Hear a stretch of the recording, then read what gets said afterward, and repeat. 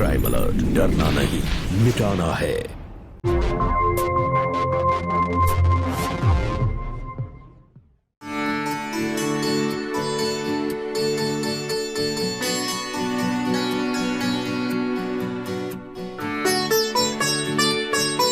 बहू, अब अपने दाहिने पैर से इस कलश को ढक लो और अंदर आ जाओ।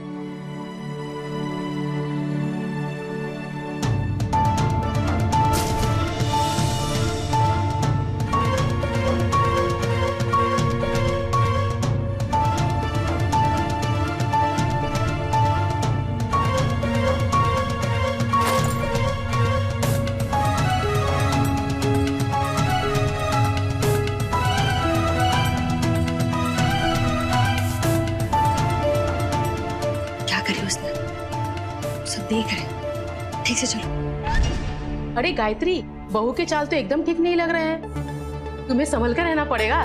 अभी से उसके ऐसे हाल है, पता नहीं आगे जाके क्या करेगी। ऐसी कोई बात नहीं है, बहुत ही प्यारी बच्ची है। आप तो जानती हैं शादी में कितने रस्मों रिवाज होते हैं, है ना। थक गई है बेचारी, इसे आराम की जरूरत है। बेटा तुम मेहमानों को देखो, मैं बहू को अंदर ले जाती हूँ, अभी आती हूँ।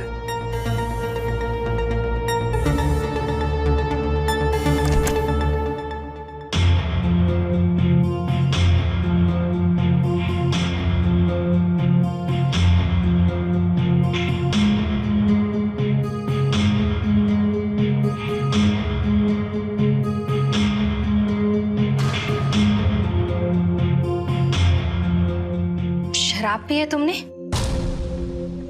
कुछ पूछा है हमने तुमसे? न जाने कौन सा नशा कर कर आई हो।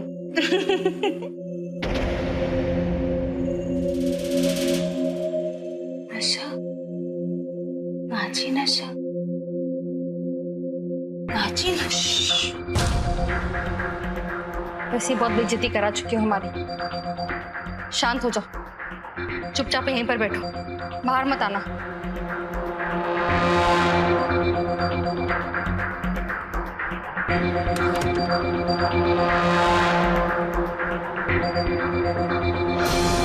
क्या हुआ माँ? और कुछ होना बाकी है। न जाने कौन सा नशा करके आई है घर में। माँ, लोगों का काम है बोलना, उन्हें बोलने दीजिए। और स्नेहा ऐसी नहीं है, वो थक गई है। आप भी जाकर आराम कीजिए।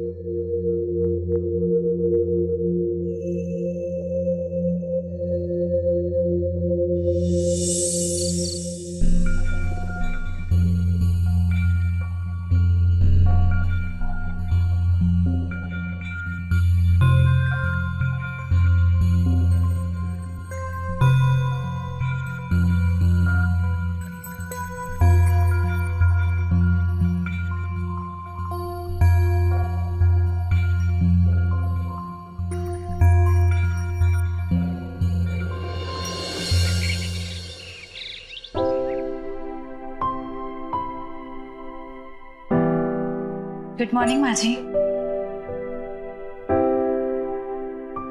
ये लीजिए।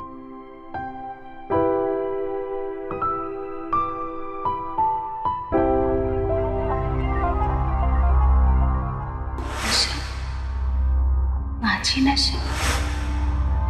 क्या हुआ माँ जी? आप बहुत उदास लग रही हैं। मुझसे कोई गलती हो गई क्या? नहीं बहू, कुछ नहीं।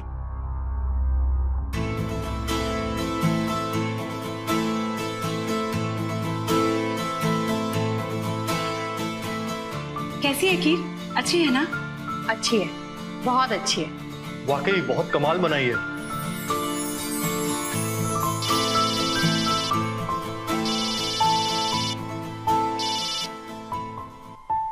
हाँ, फाइल मेरे पास है।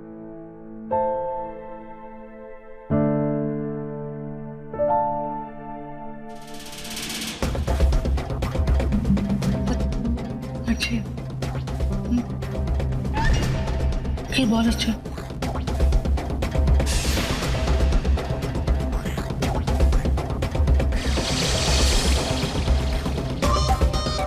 स्नेहा, स्नेहा, रितेश, रितेश, रितेश बेटा। क्या हुआ माँ?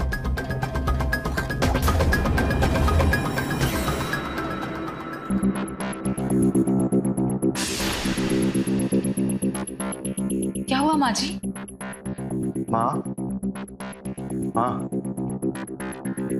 रितेश, मुझे लगता है कि माँ की शादी की थकान अभी तक उतरी नहीं।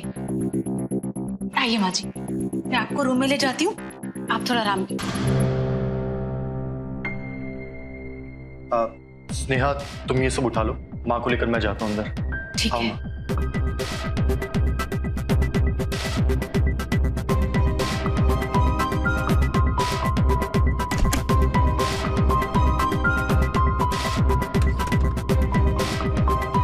माँ, क्या हुआ माँ? इतनी घबराई हुई क्यों? बेटा, मुझे बहू के साथ कुछ तो गड़बड़ लग रहा है। हाँ, फिर वही बात। अरे मैं यूं ही नहीं कह रही हूँ, मैंने खुद अपनी आंखों से देखा है। वो मुझे तो ऐसा लगता है कि उसके अंदर किसी बुरी आत्मा का साया है। हाँ, आप ये आत्मा कुछ नहीं होता। आपने उसके लिए अपने दिमाग में गलत बातें बैठा ली हैं। प्लीज ये बातें अपने दिमाग से निकालिए। हाँ, ये तो मैंने खाने के टेबल पर ही निकाल दी थी बेटा, लेकिन जब फिर मैंने उसे खीर खाते हुए देखा। देख बेटा, मेरी बात मान, उसके अंदर जरूर किसी बुरी आत्मा का साया है। मुझे तो बहुत डर लग रहा है। अच्छा माँ, आप बैठो यहाँ पे, आराम करो, मैं जाकर देखता हूँ। ठीक है, आप बैठो।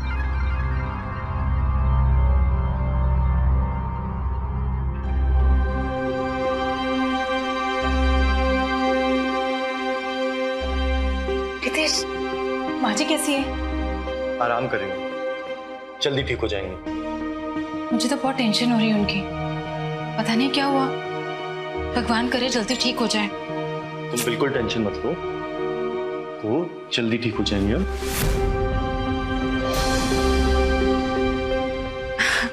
वो रितेश, मैं सब समेट लेती हूँ। हाँ, वो माँ जी ने कुछ खाया भी नहीं है ना, तो उनको नाश्ता दे के आती हूँ। हाँ, ठीक है।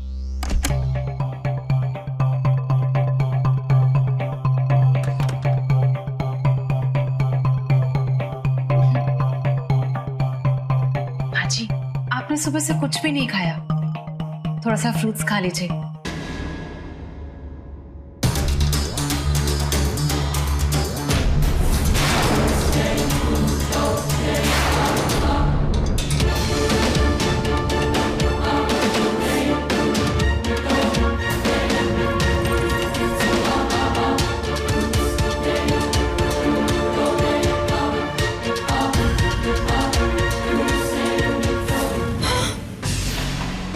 आपको मालूम है सासू माँ,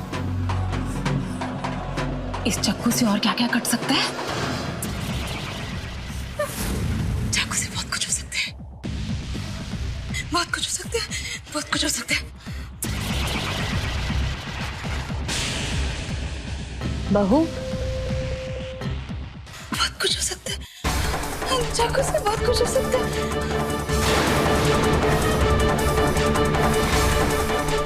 माँ जी, मुंह खोलिए।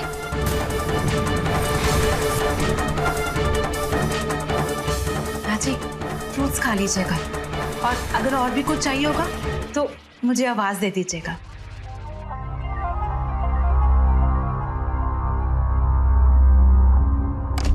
कुछ तो गड़बड़ है।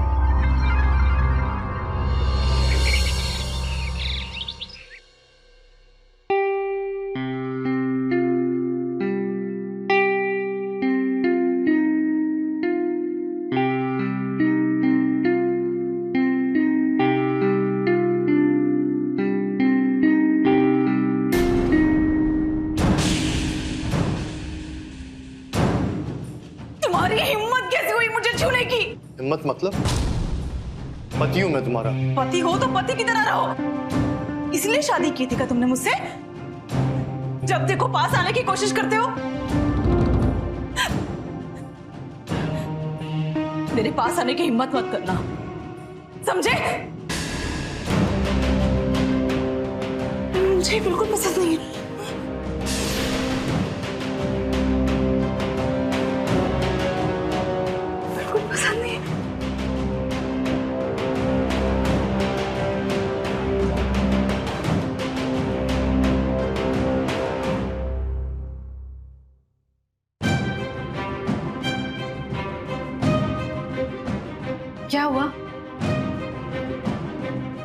देख रहे हैं आप?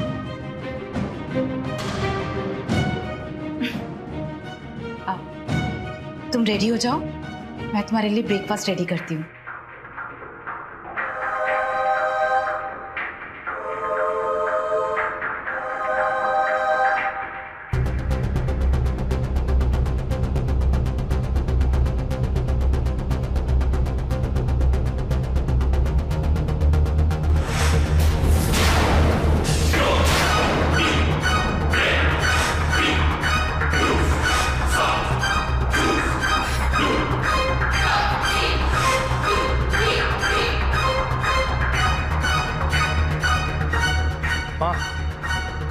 क्या हुआ बेटा, तुम इतने परेशान क्यों लग रहे हो? माँ आप बिल्कुल सही कह रही थी, सच में स्नेहा के साथ कुछ तो गड़बड़ है। देख बेटा, मैंने तुझसे पहले ही कहा था, उसके ऊपर किसी बुरी आत्मा का साया है। पहले तो तुम एक काम करो, उसके माँ बाप से बात करो, अब पूछो कि इतनी बड़ी बात उन्होंने हमसे क्यों छुपाई। आप सही कह रही है माँ, हमें उनसे बात करनी पड़ेगी। रितेश, माँ जी नाश्ता लगाए, आके कर लीजिए। हाँ हम करते हैं। स्नेहा, मैं क्या कह रहा था कि काफी दिनों से तुम अपने मम्मी पापा से नहीं मिली, तो क्यों ना उन्हें डिनर पे बुला ले? अरे ये तो बहुत अच्छा आइडिया है, मैं अभी उनको फोन करके आती हूँ। माँ जी नाश्ते के लिए आ जाइए। हाँ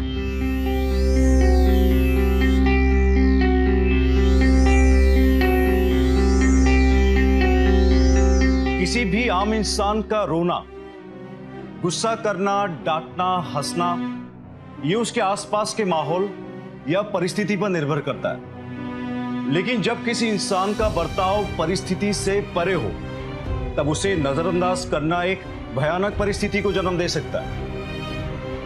नमस्कार, मैं गिरीश जैन। प्राइम अलर्ट के आज के इस नए एपिसोड में आप सबका स्वागत है। स्नेहा का बर्ताव अजीब नहीं, बल्कि गायत्री देवी और रितेश के लिए गंभीर मसला बनता जा रहा था।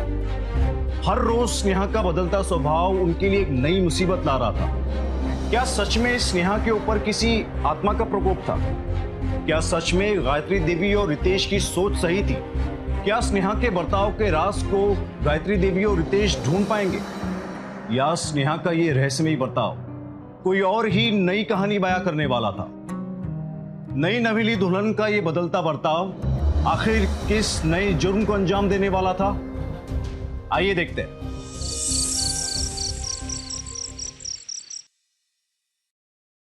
बहुत खुशी हुई गायत्री जी, मेरी स्नेहा को इतना खुश देख के। मैं तो चाहती हूँ दोनों साथ रहे और खुश रहे। मेरा आशीर्वाद हमेशा इन दोनों के साथ है। तुमने सही कहा शारदा, हम कितने खुशकिस्मत हैं कि हमारी बेटी को रितेश जैसा पति मिला। खाना तो बहुत अच्छा बनाया है बेटा तुमने। मैंने आप लोगों के लिए गुलाब जामुन भी बनाए, अभी लेके आती हूँ।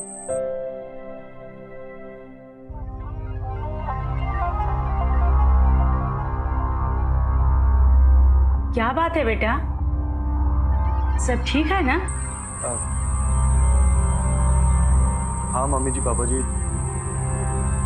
देखिए आप बुरा मत मानिएगा, लेकिन स्नेहा को कोई प्रॉब्लम है क्या?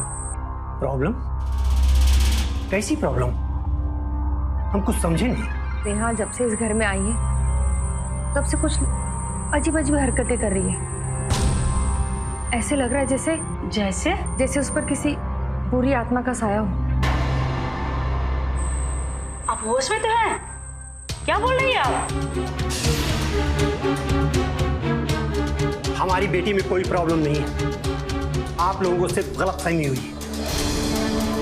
बल्कि ये सवाल हमें आपसे पूछना चाहिए, क्या किया है आप लोगों ने मेरी बेटी के साथ, जो ये मन गढ़ंत कहानियां बना के मुझे सुनने के लिए बुलाया है यहाँ? मम्मी जी, कोई मन गढ़ंत कहानी नहीं सुना रहे हैं आप।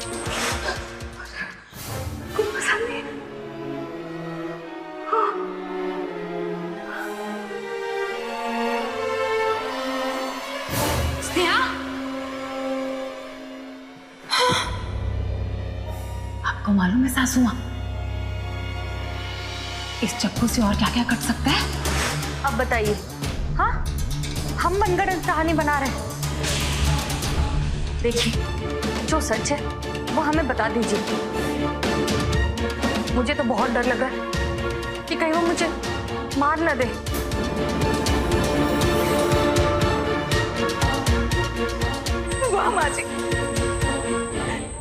मैंने तो सोचा था कि तेरी अच्छे घर में शादी हुई है, नसीब से मुझे इतना अच्छा पति और सास मिली, पर आप मेरे माँ बाप के आगे मेरी ही बुराइयां कर रहे हो। देख बेटा, तुझे तो समझ में नहीं आता, पर हमने अपनी आंखों से देखा है, हम पर बीती है वो चीज,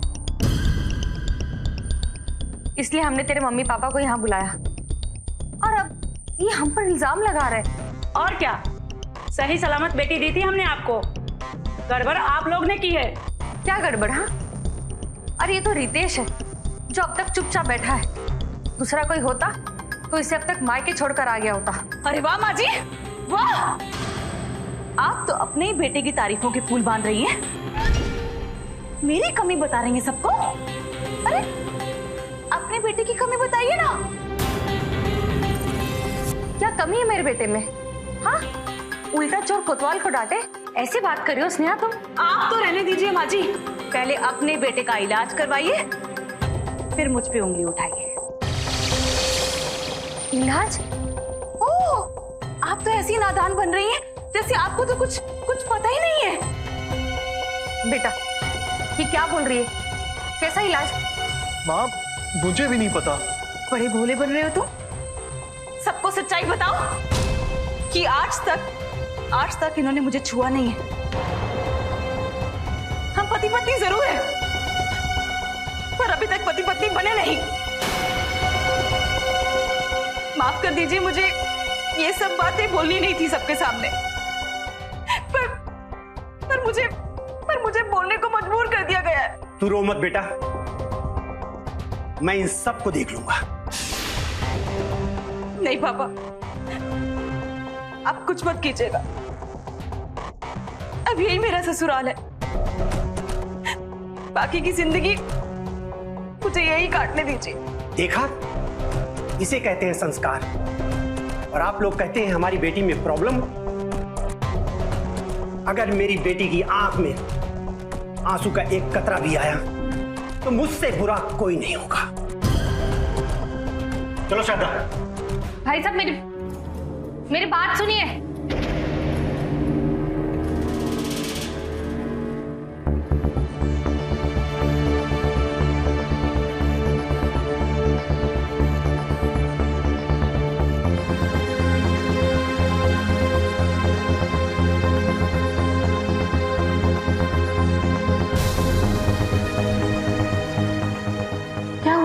क्या हुआ? ये तो मुझसे पूछ रही हो। रितेश, मैं तुम्हारी बीवी हूँ। बीवी सिर्फ बातों में नहीं, बल्कि बीवी बन के दिखाओ। और आज तक तुमने सबके सामने मेरा शर्म से सर नीचे कर दिया। क्या किया मैंने? क्या किया? हाँ। ये तो मुझसे पूछ रही हो। सारे झूठे इल्जाम मेरे सर के ऊपर लगा दिए सबके सामने। हद है।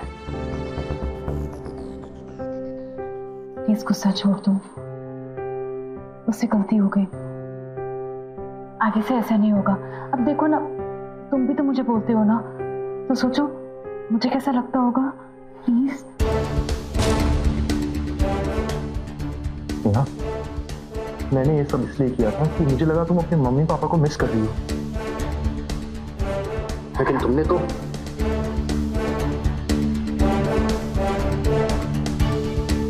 सॉरी बेबी, यू नो ना आई लव यू।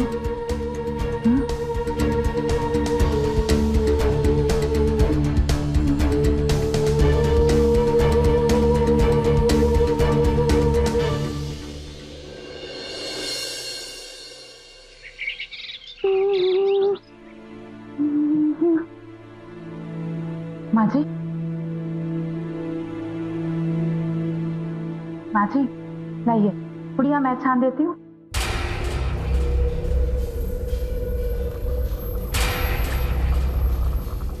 स्नेहा बेटा, कल जो हुआ वो बिल्कुल अच्छा नहीं हुआ, ऐसा नहीं होना चाहिए था।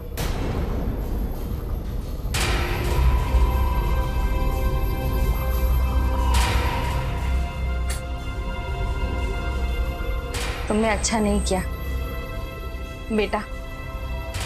पति पत्नी के बीच की बात जितना आपस में रहे उतना ही अच्छा होता है।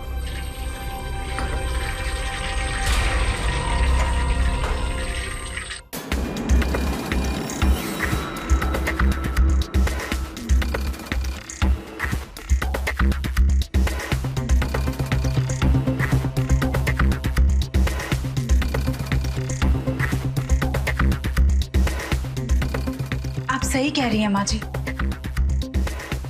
जो हुआ अच्छा नहीं हुआ। आप मुझे माफ कर दीजिए, आगे से ऐसी गलती कभी नहीं होगी। अच्छी बात, तुमने समझदारी दिखाई और अपनी गलती भी मान ली।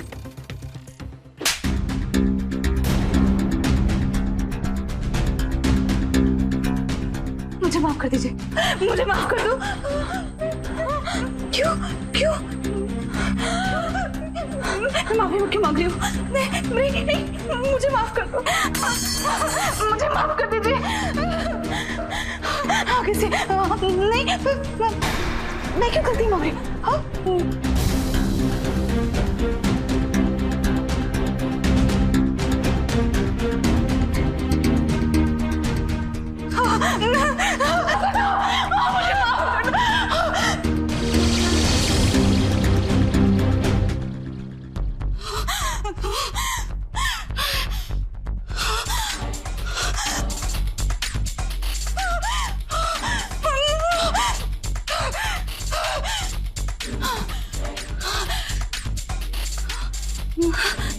मैंने ठीक किया। हाँ, मैंने ठीक किया। मैंने ठीक किया।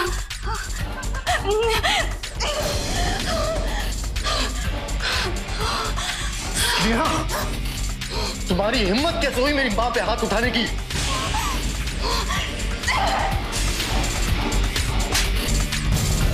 तुमने मुझे छुआ कैसे?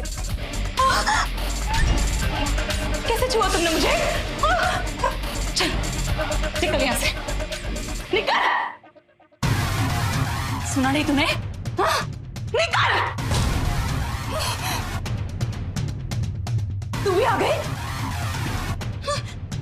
चलो, दोनों निकलो यहाँ से, निकलो।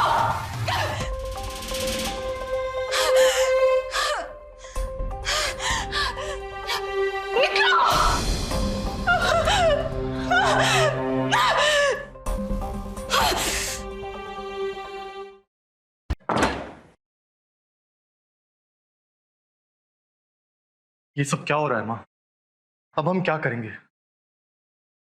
इस मुसीबत से तो बस अब एक ही इंसान हमें बचा सकता है। वो कौन है? महंत जी।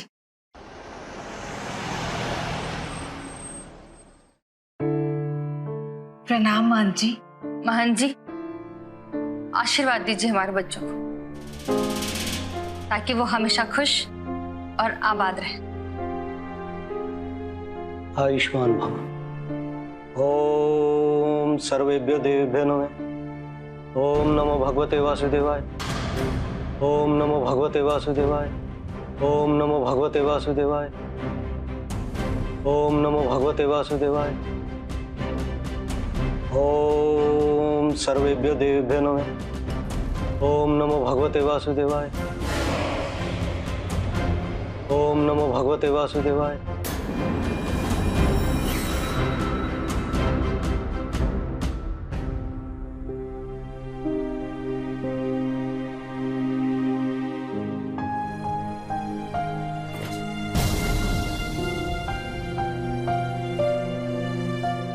महन जी, ये कौन सी बला लग गई हमारी बहू के पीछे? स्नेहा के ऊपर कोई आत्मा का साया नहीं है।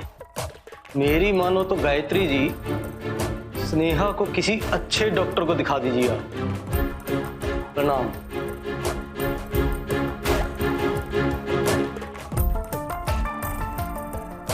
डॉक्टर? हाँ बेटा, शायद वो कह रहे थे कि स्नेहा की दिमागी हालत ठीक ना हो और उसे किसी साइकियाट्रिस्ट को दिखाना पड़ेगा। माँ, स्नेहा की दिमागी हालत पहले से ठीक नहीं होगी और ये अचानक से तो हुआ नहीं। वही तो, इन सब ने मिलकर हमें धोखा दिया है। शादी से पहले इसकी बीमारी हालत के बारे में बताया नहीं और अब ऐसे कर रहे हैं जैसे कि हमने सब कुछ किया।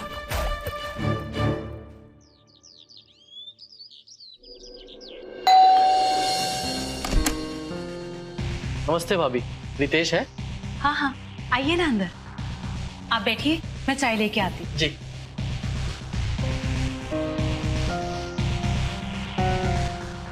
मुझे हुआ क्या है? कुछ नहीं। क्यों? मैं तुझे 3 दिनों से फोन कर रहा हूँ, मैसेज भेज रहा हूँ, ना तू कॉल बैक कर रहा है और ना ही मेरे मैसेज का जवाब दे रहा है। मैं थोड़ा बिजी था यार। ऐसा क्या बिजी था कि कि तू ये भूल गया कि तुझे ऑफिस भी आना है। बोल क्या हुआ? यार तू किसी अच्छे साइकेट्रिस्ट को जानता है? साइकेट्रिस्ट? हुआ क्या है? वो सब मैं तुझे बाद में बताऊंगा। मेरी वाइफ के पहचान में है तो एक साइकेट्रिस्ट, मैं तुझे पूछ के बताता हूँ।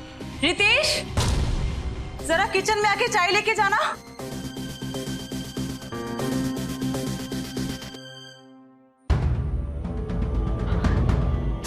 क्या बोल रहे थे अपने दोस्त को? हाँ, क्या बोल रहे थे? कुछ नहीं बोल रहा मैं। मुझे सब पता है, मुझे सब पता है। तुम मेरी चुगली कर रहे थे ना उसके सामने। हाँ, मुझे पागल कह रहे थे ना कि मैं पागल हूँ। यहाँ ऐसा कुछ नहीं है। मुझे सब पता, मुझे मालूम है। तुम मुझे पागल साबित करना चाहते हो।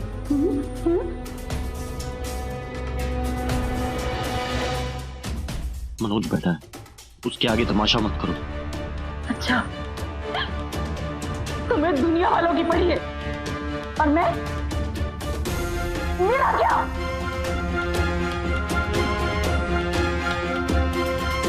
रुक, अभी दिखाती हूँ।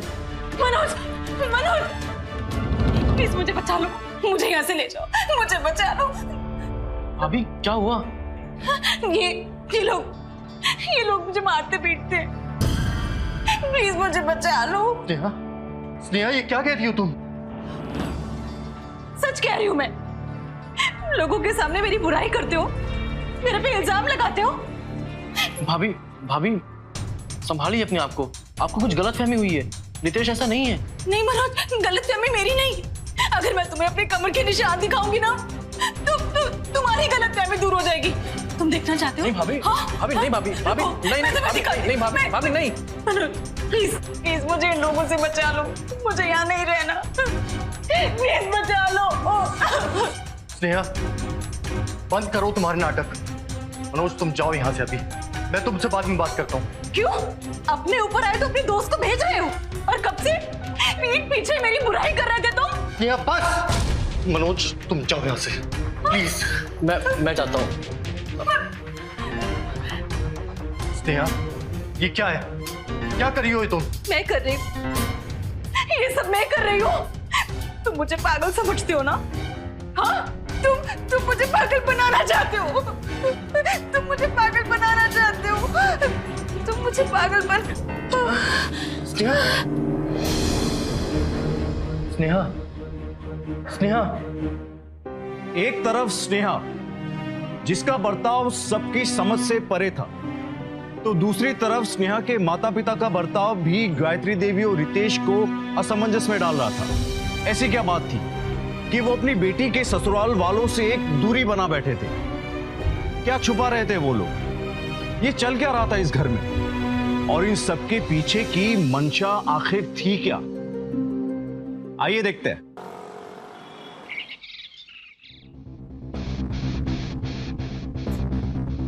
तुम इस घर में खुशियां लाने वाली हो।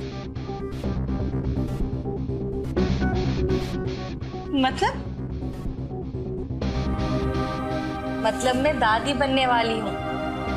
अब मुझे पूरा यकीन है सब चीजें ठीक हो जाएंगी।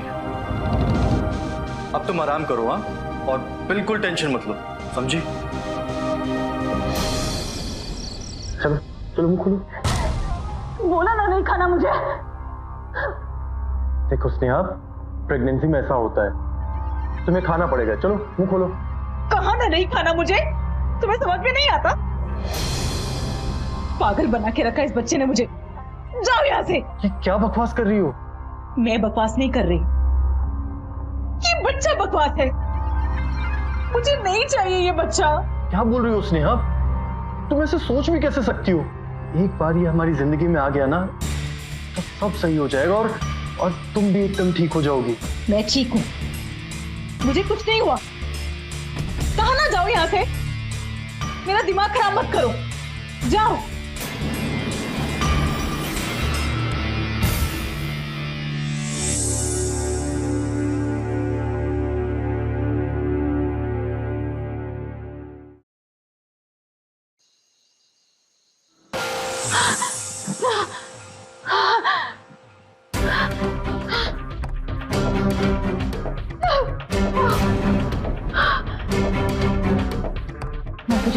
नहीं आने दूंगी। हाँ। इस बच्चे को इस दुनिया में नहीं आने दूंगी। तू नहीं आ सकता। नहीं, मार डालूंगी, मार डालूंगी तुझे, मार डालूंगी तुझे, मार डालूंगी। पागल हो गई, छोड़ो इसे। हाँ, मैं पागल हो गई। नहीं चाहिए मुझे ये बच्चा, नहीं चाहिए ये मुझे बच्चा। अब बस करो स्नेहा। कल ही मैं जाकर तुम्हारे मम्मी पापा को बताता हूँ कि तुम कैसे मुझे टॉर्चर कर रही हो। तुम उन्हें क्या बताओगे? सब कुछ उन्हीं की वजह से तो हुआ है। मतलब ये कि मुझे ये शादी नहीं करनी थी, जबरदस्ती की गई मेरे साथ। मुझे तो पता भी नहीं चला ही मेरी शादी कब हो गई। मुझे दवाई दी गई ताकि मुझे होश ही ना रहे।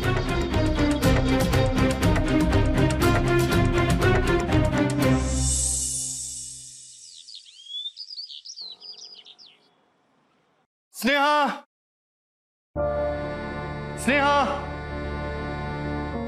स्नेहा। बेटा, वो उस कमरे में भी नहीं है। पता नहीं माँ कहाँ चली गई वो। कहीं वो अपने घर तो नहीं चली गई? जरा उसके मम्मी पापा से बात करके पूछो। मैं फोन करता हूँ।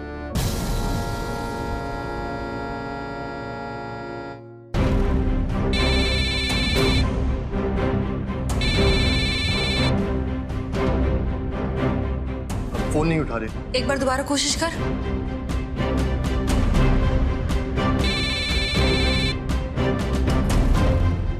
नमस्ते पापा जी।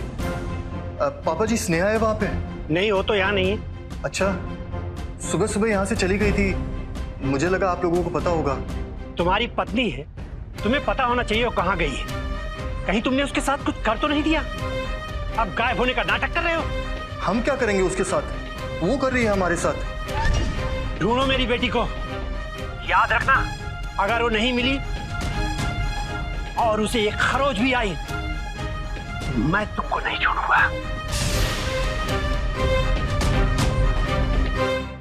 कहाँ गई थी तुम? बच्चा गिरवाने गई थी। क्या कहा तुमने? जो तुमने सुना, बच्चा गिरवाने गई थी। तुम्हारी हिम्मत कैसे हुई हाथ उठाने की? पुलिस को बुलाऊंगी और दोनों माँ बेटे को जेल के अंदर करवा दूंगी। समझ में आया?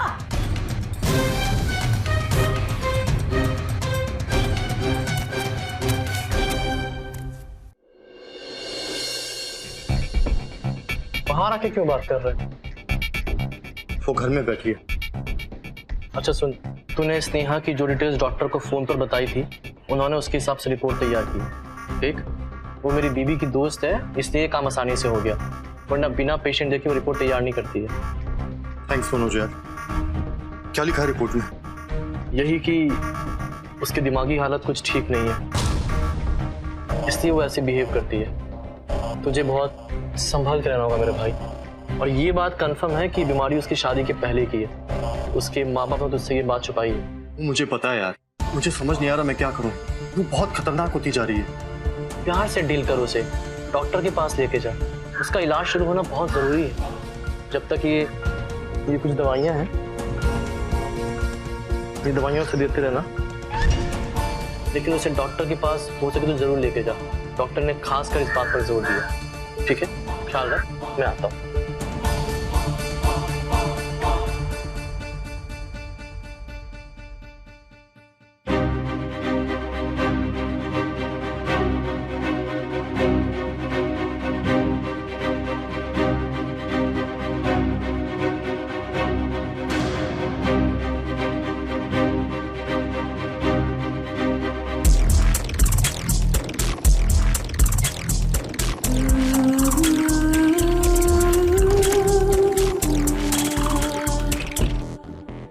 स्नेहा,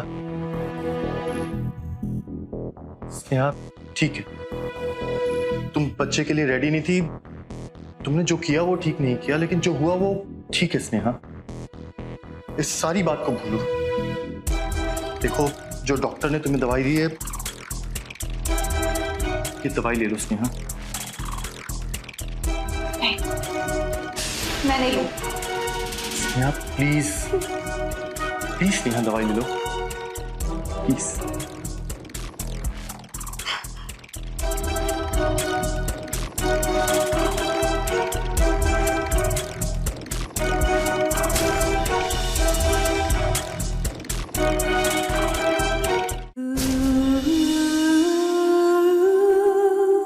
ये दवाई तो वो नहीं है।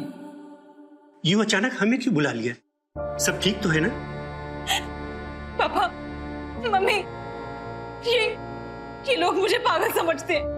हाँ, ये देखिए, ये दवाई देने चले थे मुझे ये। चलिए आप लोग चाय नाश्ता। क्या हुआ स्नेहा? ये क्या है? हाँ? हाँ? आपका बेटा और आप मुझे पागल समझते हैं? नहीं बेटा, ऐसी कोई बात नहीं, बल्कि दिमागी बीमारी भी एक तरह की बीमारी होती है। ये बस उसी का इलाज है। शायद तुम मानती नहीं, इसलिए रितेश ने तुम्हें चोरी से देने की कोशिश की। और आप लोग को भी ये सब बात हमें पहले बताना चाहिए था ना। रितेश इससे बहुत प्यार करता है और अब तक वो इस सदमे से उभर नहीं पाया है।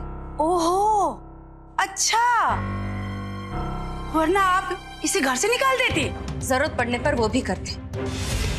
आप अपनी गलती मानने की बजाय मुझसे उल्टी बातें कर रही हैं। मेरी माँ से ऐसे बात करने की हिम्मत कैसे हुई तुम्हारी? देखा आपने, आपकी बेटी आपके सामने मुझ पर हाथ उठा रही है। ये है संस्कार इसके। बेटा, दिखा दो इन्हें हमारे संस्कार। कोई भी चालाकी करने से पहले एक बार अपनी माँ के बारे में जरूर सोच लेना।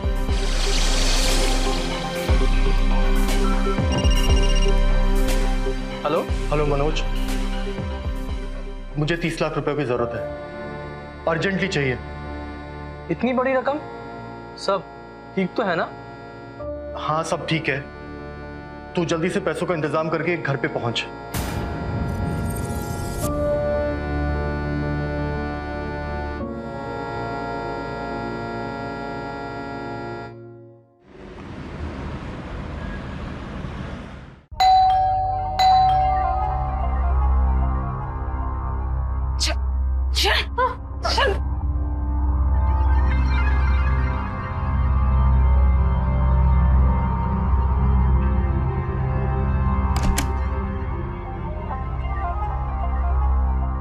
पैसे लाया हूँ।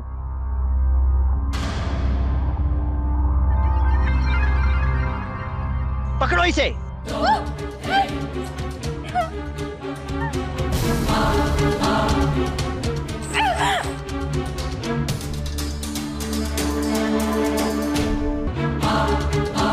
ये लड़की तेरे लिए खतरा है भाई, इसलिए कभी भी कोई प्रॉब्लम हो तो मुझे फोन करना।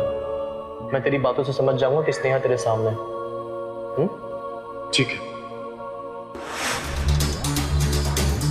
काश आपने अपनी बेटी का इलाज कराया होता तो आज उसे जेल नहीं जाना पड़ता। अरे आप तो मां कहलाने के लायक भी नहीं। अपनी बेटी की बीमारी को बीमारी की तरह नहीं, बल्कि एक बेइज्जती की तरह देखा। अरे हम तो इलाज कराना चाहते थे इसका, लेकिन आप इससे पैसा कमाना चाहती थी। आपको शर्म आनी चाहिए। स्नेहा की दिमागी बीमारी एक ऐसी जटिल मानसिक बीमारी थी जिसमें रोगी का मन लगातार कई महीनों या हफ्तों तक बहुत उदास रहता है या बहुत ज्यादा उत्साहित रहता है। ये एक तरह का साइक्लिक यानी कि चक्रीय डिसऑर्डर है, जिसमें पीड़ित व्यक्ति की मनोदशा बारी बारी से दो अलग और विपरीत अवस्थाओं में जाती रहती है। बहुत तरीके के मूड स्विंग्स यानी आपकी मनोदशा में उतार चढ़ाव होते हैं। किसी भी चीज में मन नहीं लगता, कभी गुस्सा आता है, कभी हंसी तो कभी रोना। ऐसा डिप्रेशन जिसका इलाज है, लेकिन स्नेहा के माँ बाप ने ना ही इस बात को स्वीकार किया और ना ही कभी स्नेहा का इलाज करवाया। और ये बीमारी इतनी फैल गई थी कि स्नेहा पूरी तरह से उसके चपेट में आ गई थी। रितेश के साथ बेटी की शादी करवाना महज अपनी मुसीबत उसके गले डालना था, और जब उनका ये प्लान नाकामयाब रहा तो उन्होंने स्नेहा को मोहरा बनाकर उसका गलत इस्तेमाल करते हुए सामने वाले को लूटने का प्लान बना लिया था।